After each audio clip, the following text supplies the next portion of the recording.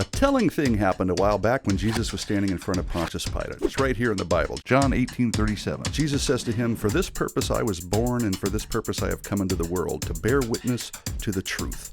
Everyone who is of the truth listens to my voice." Now, Pilate says this. Wait for it. He says, "What is truth?" Shabam! There it is, the big kahuna, the spicy enchilada, the fizzy lifting drink, the question of the ages. And it's not much different today, which is why you hear claims like, "It's true for you, but not for me," or "There is no truth," or "Truth is relative, bro," or the ever so popular "Speak your truth." Now, these things all sound nice and sweet, but what in the world do they mean? Well, let's take "It's true for you, but not for me." Now, in all honesty, doesn't the person who says this to you want you to believe what he's saying? He's assuming that his relativistic claim is universally true, right? Everything is relative, I guess, except his relativism. Now, if something can only be true for me, which it can't, then it doesn't apply to you or anyone else, so what's the point in saying it? But if it is true for everyone, then the claim is wrong, because it's only claiming to be true for me and not for you. Get it? Okay, maybe it's not clear right this second, but things that contradict themselves, like this claim, cannot be true. What about the claim there is no truth? Oh, yet another statement that demolishes itself by its own standard. After all, is that claim true? If so, it's wrong. If the claim is not true, then it's true that the statement "there is no truth" is not true, which means there is truth, which makes the claim false. Moving on to the popular "Speak your truth." I gotta ask you, in all seriousness, is there really your truth and my truth? Truth is what is. It corresponds to reality. It's black and white, either or, fact kind of stuff, right? Tiny Tammy tossed the toy pterodactyl tenderly into the Thames that Tuesday, or she didn't. It's pretty simple, really. Truth is truth, and it doesn't change with a pronoun. Now, you might disagree and throw your hands up in objection, that is, until, of course, you are on the receiving end of a lie, somebody else's truth that contradicts reality. Let's say you deposited $100 into the bank yesterday, but the banker's truth is that you didn't. Your sweet hundo, gone. Oh no. Let's say you got every answer on every test right, but the teacher's truth is that you flunked the whole grade. Now you have to repeat it. Your summer, gone. See, I think you get it. And I think you'd be fighting pretty hard for the truth, the thing that corresponds to reality in those specific scenarios, because lies, other people's truths that aren't true, have huge consequences. Relativism is not only flawed, it's unlivable and unsustainable. And let's be honest, nobody wants a relative answer when they ask a real question, especially if it's directions to a gas station when you have to go to the bathroom. But wait a second, what if I say, my favorite candy is M&M's, and you say your favorite candy is Snickers? See, what's true for me is not true for you in that sense, right? Well, actually, wrong. See, I'm saying it's true that my favorite candy is M&M's, and you are saying it's true that your favorite candy is Snickers.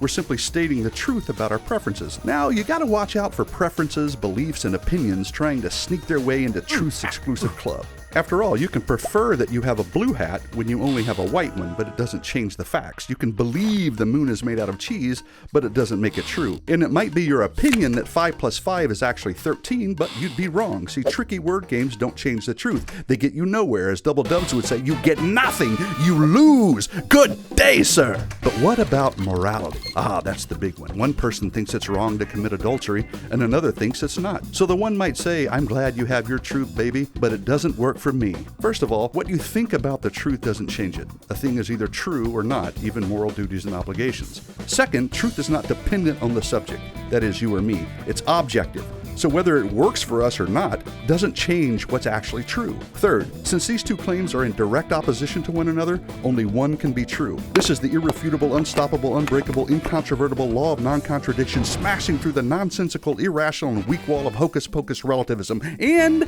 curiously, here we are today right where Pilate was, having to deal with the one who calls himself the way, the truth, and the life, claiming that no one gets to the Father, that is God, except through him. That's either true or it's not. And we can either deal with it head on, or we can, like Pilate and like Romans declares, suppress the truth and unrighteousness, which leads us to make claims like, what's true for you is not for me. Truth is relative. There is no truth, etc., all of which heretofore have been debunked. Adios. This is DeBunkTV. I'm Bub. That's Carl. This is part 2 of The Truth, DeBunkTV. So episode 2. So if you're just tuning in now, make sure you go watch the other one. We want you to watch that episode and then come to this one. The last one we left you, we were on this. Speak your truth. We're going to spend the whole time today on this thing because it can be really, really dangerous and can be really confusing sometimes if you're not paying attention to the words and listening and putting it through a biblical filter. You can get lost and go off on tangents and end up hurting yourself and hurting others because it's that dangerous. So we're just so you know, We don't make some of this stuff up and go, what do you want to say? Speak your truth. We're going to go to the field right now with our maked-up team, and you're going to see what some people say when they're asked, what is truth? What's truth? What is truth? Yeah, what's truth? Whatever you feel inside, that Yeah. you know, whatever feels right. Whatever feels that's right? the truth. Sometimes it doesn't feel right. And sometimes it does. This is a deep conversation. Yeah. Yeah, man. What do you think truth is? I don't know, honestly. You don't know? No. What does the word truth mean to you? Something. I mean, it has its variations. Truth can be something that like you're okay with. Like if I tell you that color is red, like okay, like I'm okay with that and I Yeah. believe in it. We all agree. Yeah, something that we can all Something agree that on. we all agree on? And they give you like sense of relief. Serious question. What do you think truth is? Truth? Not here. Not downtown. What does the word truth mean to you? Whatever you think it means. Yeah, I mean, it varies depending on each person's perspective. So, what My you truth is yourself different thinks? than theirs. My truth? So, looking for it. truth is whatever you as a person want it to be. All There right. may be, wrong and right, but truth gets hairy. What is truth? Truth is, well, first of all, in order for you to be truthful, you have to be true to yourself. You have to be 100% true in your own feelings, in your own beliefs. My heart breaks over that stuff. Well, this is man. why it can be dangerous. It's Yeah. whatever feels good to one Absolutely. person, Yep. right? It is whatever we agree on. Yep. At some level, even if there's not a standard reference, right. it's kind of what you agree on, or it's just be true to yourself. It's not just people on the streets that believe truth is relative. Oxford biologist and renowned author Richard Dawkins is one of the many academics that weigh in on the subject. He says in his book, River Out of Eden, that the universe we observe has precisely the properties we should expect. If there is at bottom no design, no purpose, no evil, no good, nothing but blind, pitiless indifference. Does that really describe the universe we live in? No design, really? No purpose, no good and evil? Really? Of course not. He is right in his description of what the universe without God might look like, but he fails epically in affirming that this corresponds with the reality of the universe we actually live in. And we addressed that last time. Truth is that which has fidelity to an original. And so if I'm the original, well, guess what? You're not the same. And now whatever feels right, well, guess what? That skateboard that guy, the first guy, Right. he was on a skateboard. Yeah. Well, that skateboard now belongs to me because that's what feels right to me. Right. And- So if it feels right to you, or four of us seem to agree that it's okay to beat this guy up, then where do people stand? So Yep. truth has nothing to do with the majority vote. Nope. Has nothing to do with what it feels like, and it has nothing to do with being true to yourself. That's right. Because that only internalizes and again makes it Exactly. relative. Exactly. This is you take these far enough, you can see how dangerous it goes. Real quick. So you got two main things you want to, Yeah. because this is good stuff, and please. If you don't listen to anything else, listen to this section and pay attention to it, because this is what we're fooled by quite a lot. Yeah. Well, here's the way I like to do it with folks. I say, okay, look, let's go do some street evangelism, all right? And you guys with me? Okay, good. Here's what we're going to do. Let's go downtown Chicago. Yeah. Let's go downtown. Hey, we're not too far from L.A. Yeah. Well, depending on time of day, Yeah, it could be. It could be 4.5 days or 3 hours. Yeah. So, but Yeah, let's but go somewhere downtown. in California, in northern, California. Yeah. So here we go. We're going downtown, and because I am such a nice guy, I've already made our signs up, man. Yeah. I've got our signs made up, and so I'll ask the people, "Let's go. You ready?" And then I show them the sign. You Yeah. want to show them the sign? Here's the sign. And then- Speaking your truth is the most powerful tool we all have. And it's like, there you go. And I say, okay, now how many of you are going to go with me downtown Chicago, downtown LA? And all of a sudden things kind of get a little jittery. And I say, well, what's going on? What's wrong? Yeah. And they're like, nah. And I'm like, what's the problem? Yes. Is the problem the image, or is the problem the teaching? And this is one of the first points that we want to make, Yeah, is like, incredible. guys, you've got to understand this, that even the church has gotten deceived by the fact that how pretty the package is will Yes. determine on whether it's good or not. Yep.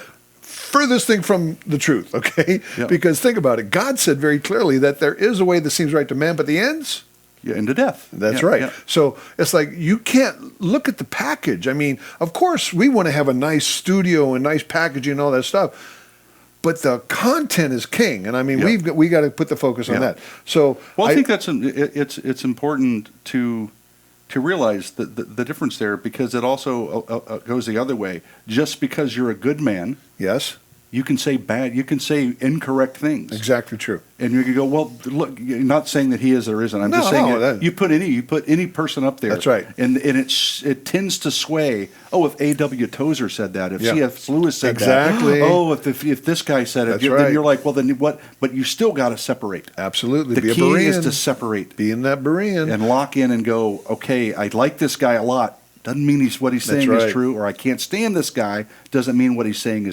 is false. See, think about Acts 17:11. Yeah. That is the perfect picture of that. Yeah. Well, this is God Himself. I mean, The superstar apostle of the yes. day, Paul, dude, writes more than half of the New Testament. Don't trust me only. He comes You into search town. What? The referent. Daily, man. yeah. Daily they were in examining to see if what he said was true or not. Look, That's what I love about the Lord. He's an evidentialist. He really is. I mean, it's like, put my hands up. I'll do that to Thomas. Here's something I can tell you. You'll know. But me, by how other people love him, you can historically verify if I was alive, if what I taught was true, if I resurrected, which we'll get to later. Sure. He's an evidentialist to some degree for all the time. He's like, you can test this stuff. Right. I want you to test it. and we're commanded to do that. and That's exactly. what we're about. We're commanded to do it. So here we are. Most of the folks are now like jittery. And I say, okay. But let's take a look. He didn't say this. Let me show you who actually did say it. So what I know for sure is that speaking your truth is the most powerful tool we all have. So now think about this. New sign, same statement. What kind of an experience are we going to have now? Downtown Chicago. Good, bad? And everybody's like, well, that's good. See, this is the whole point. Yep. It had nothing to do with the teaching. It had everything to do with the packaging. Don't be deceived by that. We need to address the teaching. Seeing beyond the packaging requires critical thinking. However, there are many obstacles to critical thinking, and this example highlights at least two of them. First, you have the obstacle of conformity, just going with the flow, to do the popular thing rather than thinking things through. Conformity is directly related to peer pressure. The hesitation in going out to downtown Chicago or LA with that Trump poster is because some people may not like it, and they may not like you, and everyone longs to be liked and accepted, especially by their peers. This often translates into an unwillingness to think clearly. We end up agreeing with ideas that we would never even consider were we thinking critically. And second, you have personal bias, giving credit or discredit by appreciation or some symbolic connection rather than on merit. It's a sign of maturity to be able to critically evaluate ideas and even people we hold dear. When we fail to do so, we often find ourselves recycling ignorance. And so let's take that. And Let's they address it. applauded here. Oh my goodness, it was Right. emotional. Right, it's very emotional. I mean- because why? All those people in the audience love Oprah. So what she must be telling me must be true. Be honest, I've always liked Oprah. Yeah. Doesn't mean everything she says is true. No. And that statement is a dangerous And statement. we have to break it down. Yeah. Speaking your truth is the Yes. most powerful tool we all have. That's what she Well, said. let's take a look at some of the people that she's had on her program Yeah. speaking their truth. Yeah. And Louise Hay was one of the people that she's had on there, and she teaches that the folks in the Holocaust that died in the Holocaust, they were suffering through that because of what they had done in a previous life. Wow. I mean, that's not good. So a truth to her that could be verified by or it's hard to verify whether that's either true or not. So why even say it? How does she know there's past lives? Nope. But she's telling all these 6 million people or plus that they live there because their past lives were bad. Yep. And Oprah had her on her show, and that's Absolutely. her truth. And how do you argue if it's her truth and she gets her truth? That's her truth. Yeah. And Miss Carolyn was another one that had on there, and she teaches that cancer is caused by emotional distress. So just think positive thoughts. Yeah. Look, Wow. man, that's not good. And then to me, the one is like Miss Rhonda. And look, I'm not trying to be disrespectful to the people. I don't attack people. We have to attack the teaching. The we ideas, have to. yes. We have to go after the teaching. And she teaches, look, if you want to be rich, all you got to do is think about money. And I'm like, hello? I probably think about money too much as it is, but it didn't. I don't think it's changed. I'm not a billionaire. Are you? No, Are you? I mean, and I'm not going to lie to you. I mean, Of course I think about money. We've got to do this, we got to pay this, we got to do. Look, that is bad, but that's their truth. Yep. And she puts them on the show to teach this. Which is curious to me, if she only thinks they're your truth and she's getting these people to teach their truth, it's not true to me. So apparently it's not true because I've thought of money and I'm not a millionaire, I'm not rich. Me neither. So it must only be true for her. Yeah. So then why get on there to teach me if it can only be true for you? It just gets insane. But the one that really got me was this next one. Okay. This next one. Okay. Take a look. And I just hope that Reese Taylor died knowing that her truth, like the truth of so many other women who were tormented in those years, and even now tormented, goes marching on. And this is powerful, Bub. I mean, this is emotional. It's like... Well, this gets really gripping to the heart of stuff. And I'm like, okay, I got to be just straight honest truth with you. I didn't know who Reese Taylor was. Yep.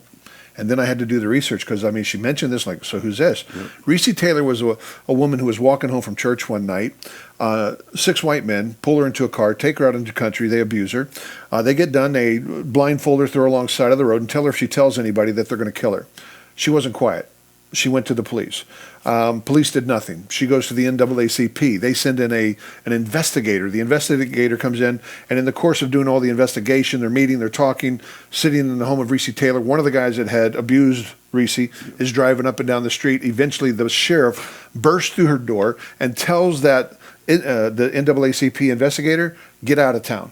Wow. We don't need you troublemakers here. So she leaves, but she doesn't leave it alone. Yeah. And they blew it up. I mean, it was all over the country, the headlines and everything. They ended up offering the lawyer. I can't even tell you what the lawyer said. I mean, it's you get angry. Yeah. You get angry. You're angry at the whole situation. Yeah. And it's like, look, each one of the people that abused your wife, to the husband, they're going to give you $100 each. So just forget about it. Look, here's the bottom line. Not a one of those guys was ever prosecuted. Not a one of them was ever prosecuted. And we have to take on what Miss Oprah said. It is powerful, it's emotional, it's not right. But we have to break down what she said. And this is what she said. And I just hope that Reese Taylor died knowing that her truth, like the truth of so many other women who were tormented in those years, and even now tormented, goes marching on. Here's my point to you. I don't care what those guys look like. I don't care what she looked like. What happened was wrong. That's the truth. Mm-hmm. You see, if it was her truth, and her truth was she was abused, well, those 6 white guys, their truth was they paid her for her services. If you think you can live in this world where everybody's got their own truth, we're done. What happened to her was wrong, and that's the truth. And as a Christian, we have to stand up on that, even if the lost won't.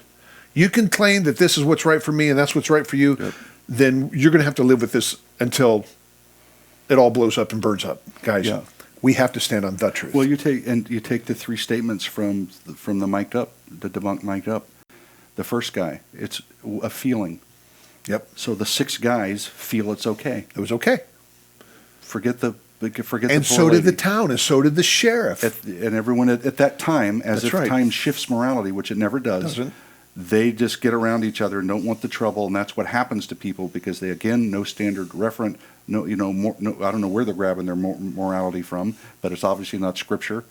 And so we have the next guy who said, well, what if we just kind of agreed on it and I like it? Well, these 6 guys agreed to it. They agreed on it. That's right. And then the poor girl, she didn't agree to it, but so what? As long as there's 80 over here, 8 over here, the majority rules, and somehow that works. So that is how incredibly dangerous this stuff can get. So why does truth matter, Bob? Well, that's to you. I think that it matters so much on 2 different realities, or the same reality but 2 different time zones. It matters now for your happiness and health and all your relationships. If they're based on a lie, there's nothing there. If your doctor came and told you that you're fine and you're really dying, that doesn't help you. If your dad tells you he loves you and beats you, he doesn't really love you. You get confused. So truth matters now, but it matters even most for your eternity, because if Jesus is not who he said he was, then we have no standard referent. He did not die. He did not live a sinless life. He did not resurrect. And then, like Paul says, we're all to be pitied. Again, Jesus is an evidentialist.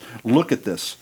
Test my resurrection. If it didn't happen, forget it all, because it hinges on the fact that he's God. And if he resurrected from his own death, then that guy needs to be looked at differently, because he apparently has the power over death. Then everything he says I ought to at least listen to. And what he says is he came to testify to the truth. In fact, he said, I am the way, the truth. He is the essence of truth. So everything is his standard referent. And that matters to your eternity, and it matters now. Truth matters in a big way. Yep.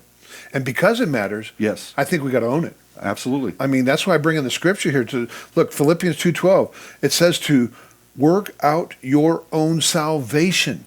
Look, none of us can ride on somebody else's coattails on this issue.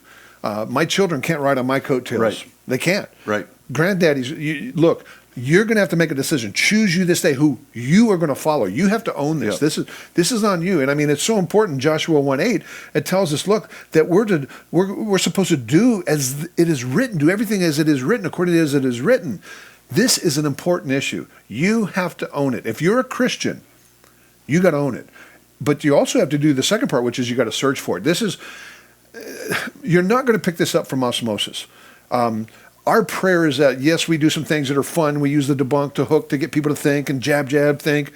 But you are going to have to get in and search. Amen. You're going to have to take what we're saying, compare it to the standard reference, see if what we're telling is true. Because at the end of the day, if you do that and then you own it, now you are going to be willing to speak out in a culture that's going to mock you and ridicule you and reject you because they disagree with you. When you own it, when you have sought it out, when you have searched it, 2 Timothy 2:15, study.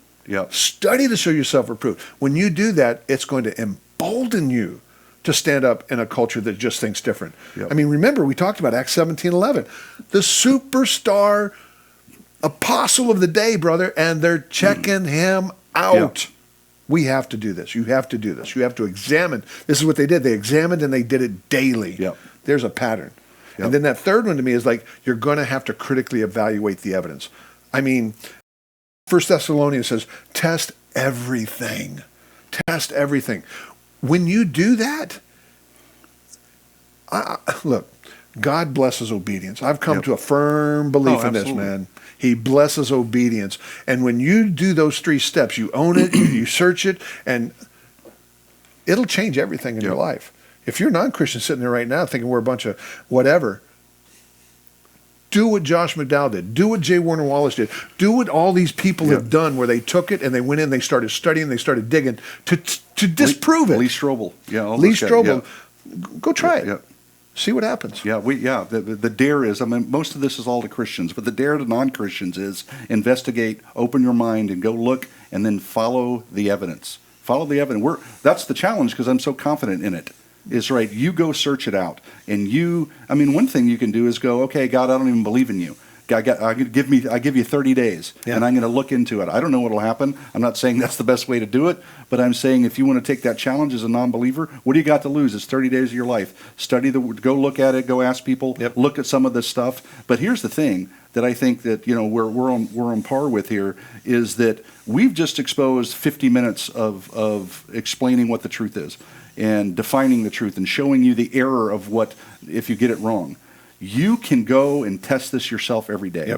Just like the Bereans testing Scripture, you can test this stuff every day. Go, that guy just said, I mean, you actually had something about words to watch out for. Oh, yeah. I mean, good, better, best, you know. So that's pretty good. The way I see it, it kind of, in my opinion, you know what? If it were me. Shaky words, man. It's all these shaky. I love, there's a trailer out right now in a movie that's coming out, and it says, I'm almost 100% absolutely certain. Almost. It's like, oh, it's really good, But hey, let me throw this to the challenge, too, to the Christian. We hit the non-Christian, but for the Christian, when you do this, please make sure you do it God's way.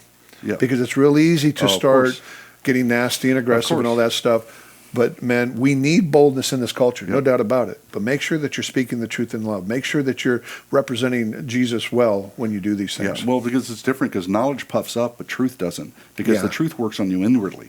So it beats you up and keeps you from beating other people. Because the truth about me, who I really am and who I am in Christ and what He's done for me. Okay, so that is 2 episodes of truth. We unpacked number 9, and our debunk was there is no truth, and we've proven that there is truth, and we've proven that the wrong forms of what you think truth could be very dangerous. Subjective statements, subjective opinions are very different than objective truth. We need to talk about objective truth. We need to put objective truth on the table. These are the things that change our lives, that build machines, that help us in our health. Objective truth actually makes a huge difference in the world and a huge difference in your eternity, because Christ is the referent and God's word is the highest thing there is. A man approached me and told me the sky was green and gravity didn't exist to him. He believed it with the utmost sincerity, then took off his tinted glasses, was overwhelmed at the blue sky, and fell down a flight of stairs. Such is the nature of belief and truth. Although he wholeheartedly believed what he believed and perceived it to be truth, did it actually alter the truth? Did it change reality? Did his ardent opinion and sincere acceptance of a non-existent gravitational force prevent him from falling? Can there really be your truth and my truth? What happens when our truths are contradictory? Is truth pliable? Well, I guess it all depends on what truth is. Can it really be this postmodernistic, relativistic, non-reality-based ism so many incorrectly wish it to be? If it is, then you couldn't actually understand that sentence. I'm just saying. Perhaps the definition has been blurred a bit and needs to be brought back into focus. The dictionary says truth is that which is in accordance with fact and reality. So truth is what is. It's what's real. The kind of truth Aristotle and Jesus spoke of. Now, here you go. Let's say somebody tells you they saw millibuggins inside an elevator, and someone else told you that at the exact same time, in the exact same relationship, they saw the exact same millibuggins, and he was completely outside of the elevator. Can both be true. Something is either true or it's not, right? It doesn't matter where you're from or your life experiences. It doesn't change the facts because truth isn't relative or based on your perception. If it were, then it would be limited to the speaker's point of view, which would mean truth is different from person to person. Therefore, it would only be binding or relevant to the person or group of persons who perceive it that way. So then a 10-ton bag of bricks could fall on one person and squash him, and the same bag of bricks could fall on another person and it would just bounce off. You see, it all depends on how they perceive truth. Bag of bricks, in this case, is relative to either a real bag of bricks or a bouncing ball. You pick. Next example. Okay, let's say you ask Jimmy here where the nearest hospital is. Do you want a real answer or whatever Jimmy's relative answer might be? I bet you want the real one. Next one. Big Louie. Okay, that guy right there. He accuses you of theft, but you didn't do it. Are you going to defend the truth or just tell the judge nobody can really know what truth is as they put you in very real handcuffs and they walk you to a very real prison? Takes me to John chapter 18, where Jesus tells Pilate he came to testify to the truth and that everyone on the side of truth listens to Jesus. Nothing relative there. There are those on the side of truth and those who aren't. Jesus repeatedly said, I tell you the truth, to open his statements because reality of the what is kind is what we need to live our lives by and what we expect others around us to live theirs by. Truth. Jesus said, I am the way, the truth, and the life. No one comes to the Father except through me. That's either true or it's not. That's the standard. Live it, love it, share it. Adios. See ya.